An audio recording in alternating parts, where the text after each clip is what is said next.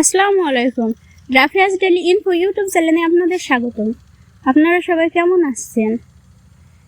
আজ অনেকদিন পরে আবার নতুন একটি ভিডিও নিয়ে চলে আসলাম। তো আমার ভিডিওতে আমি আপনাদের তেমন কোনো সুন্দর জায়গা বা অন্য কোথাও যে দেখাতে পারি না, শুধু ওই বাড়ি আর মাঠ। কারণ আমাদের সাংসারিক যে গণ্ডি তার মধ্যে আমাদের সীমাবদ্ধ থাকতে হয়। যেখানে একটা পুরুষ মানুষ একটা সংসার চালাতে মানে হিমশিম খাচ্ছে, সে জায়গায় আমি দায়িত্ব নিয়েছি আমাদের সংসার চালানোর। সেক্ষেত্রে বুঝতেই পারছেন। তো হচ্ছে মানে আমার কয়েকটা ভিডিওতে আমি যে আমার মায়ের কথা বলি, মানে সব ভিডিওতেই আমি আমার মায়ের কথা বলেছি। তো হচ্ছে সবাই আমার মা বা বাবার সম্পর্কে কম বেশি জেনে গেছেন। তো এক ভাই কমেন্ট মানে আমার মাকে দেখা মানে মায়ের সাথে যাতে ভিডিও করি সেই কারণে একটু রিকোয়েস্ট করেছে। তো আজকে আমি আমার মাকে দেখাবো অবশ্যই। আর আমার মা আমার কাছে মানে মূল্যবান বললে ভুল হবে, মূল্যবান একটি মানুষ। কারণ তিনি না থাকলে আমি থাকতামই না। আজ আমি এখানে, কিন্তু তিনি না থাকলে আমি থাকতাম না।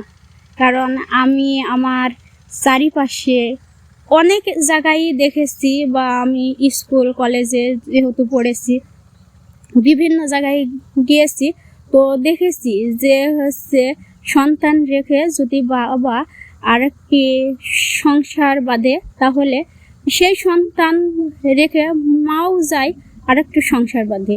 কিন্তু আমার মা এমনই একটি মানুষ যে কিনা আমার সুখের জন্য তার সর্বসুখ বিসর্জন দিয়েছেন। হয়তোবা তখন যদি আমার মা চলে যেত, তাহলে আমি আমার মাকে মনেই রাখতে পারতাম না। কারণ এত ছোটবেলায় যে আমাদের এইরকম কষ্ট শুরু হয়েছে। তো আমার মা আমাকে যথেষ্ট মানুষ করার চেষ্টা করেছে, ভালো রেখেছে।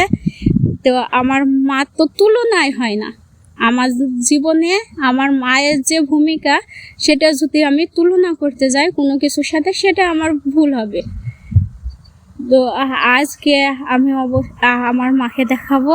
কারণ আমার মা আমাকে মানে ছাড়া একটা দিন কোথাও থেকেছে সেরকম আমার মনে পড়ে না, বা আমি আমার মাকে ছাড়া একটা ঘন্টাও কোথাও থেকেছে এরকম মনে পড়ে না। যদিও বলেন স্কুল কলেজের কথা, সেটা আমাকে আমার মা মানুষ তৈরি করার জন্যই পাঠিয়েছে। তো এই যে আমার মা। আসসালামু আলাইকুম। আমার মেয়ের জন্য সাপোর্ট কাটাইয়েন আপনারা। এটাই আমার মা। সবাই আমাদের মা মেয়েকে সাপোর্ট করবেন, সবাই পাশে থাকবেন। হয়তোবা আমি সুন্দর সুন্দর ভিডিও উপহার দিতে পারি না, তারপরেও সাপোর্ট করবেন। খোদা হাফেজ।